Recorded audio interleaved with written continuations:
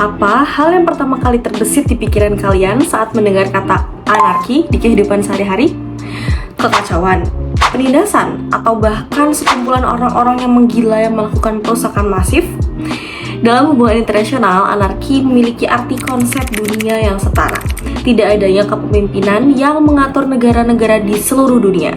Nah, pertanyaan tadi sejalan dengan tema yang akan aku bahas di video kali ini, yaitu tentang Anarchy and the Struggle of Power oleh John Mearsheimer. Halo semuanya, aku Aditya Zahra, aku mahasiswi hubungan internasional UIN Jakarta dari kelas HI4B.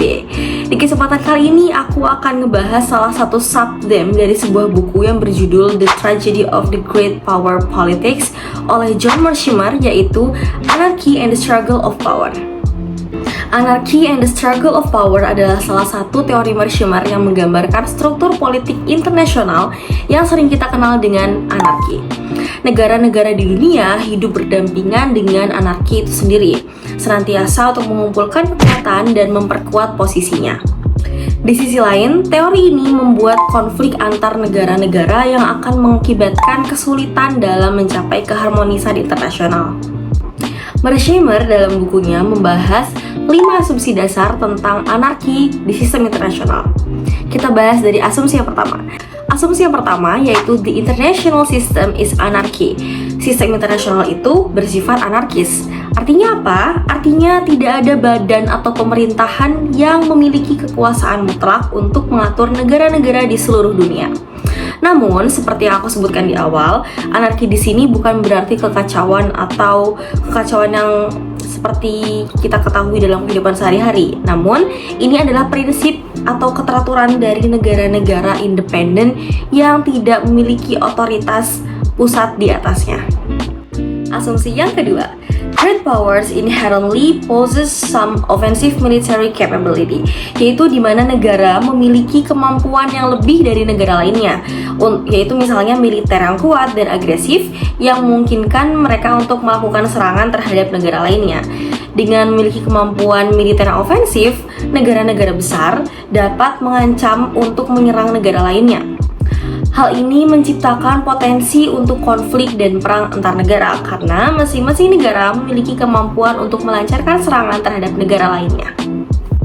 Asumsi yang ketiga, states never be certain about other state intention, yaitu negara tidak pernah bisa memastikan niat negara lainnya.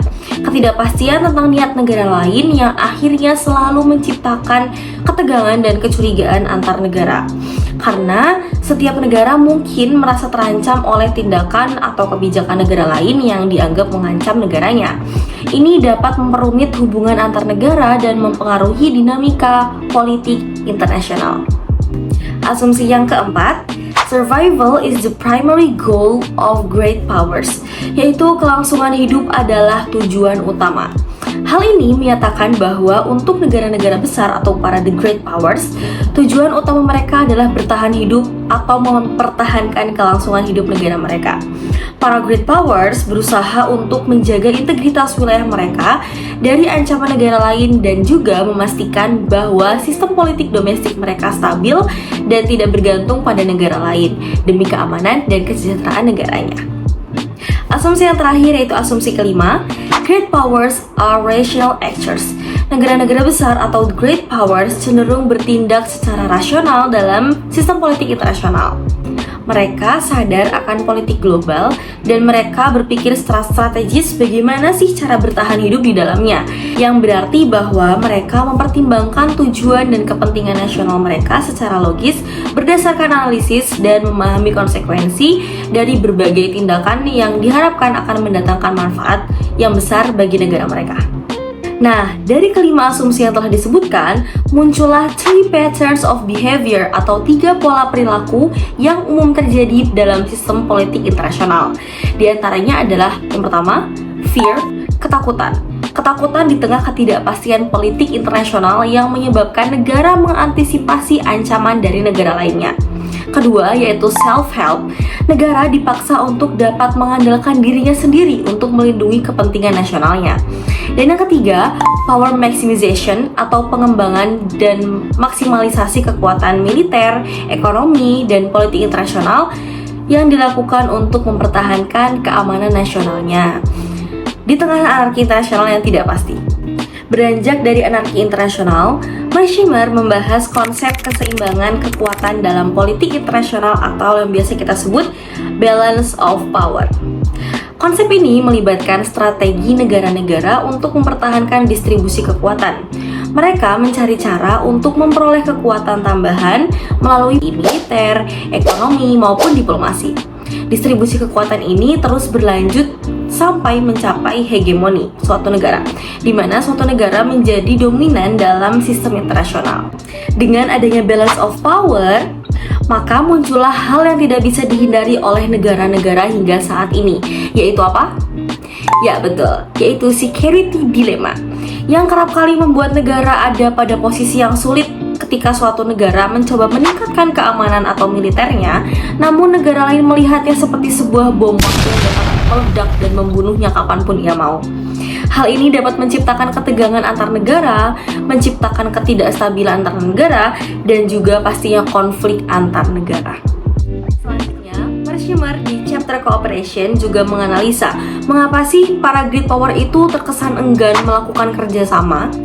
Pernyataan tersebut dipatahkan oleh Mearsheimer karena menurutnya negara-negara itu bisa kok melakukan kerjasama meskipun hal itu sulit untuk dicapai. Setidaknya ada dua faktor yang menghambat kerjasama tersebut. Yang pertama yaitu pertimbangan tentang keuntungan relatif yang dapat diambil dari kerjasama tersebut. Dan juga yang kedua, kekhawatiran tentang kecurangan yang akan datang dari kerjasama. Mereka khawatir pihak dari negara lain akan melanggar perjanjian kerjasama yang ada dan mengambil keuntungan dari kecurangan tersebut. Nah, logika-logika keseimbangan itu seringkali menyebabkan negara-negara besar membuat aliansi untuk kerjasama melawan negara-negara musuhnya. Misalnya, ada Inggris, Prancis, dan Rusia yang bersekutu untuk melawan Jerman di Perang Dunia Pertama. Membahas tentang anarki rasanya kurang afdol jika kita tidak membawanya pada relevansi yang ada pada zaman sekarang. Contohnya adalah persaingan ketat antara Amerika Serikat dan juga Tiongkok atau China yang mencakup berbagai bidang, yaitu contohnya perdagangan, teknologi, keamanan, dan pengaruh geopolitik di wilayah Asia Pasifik.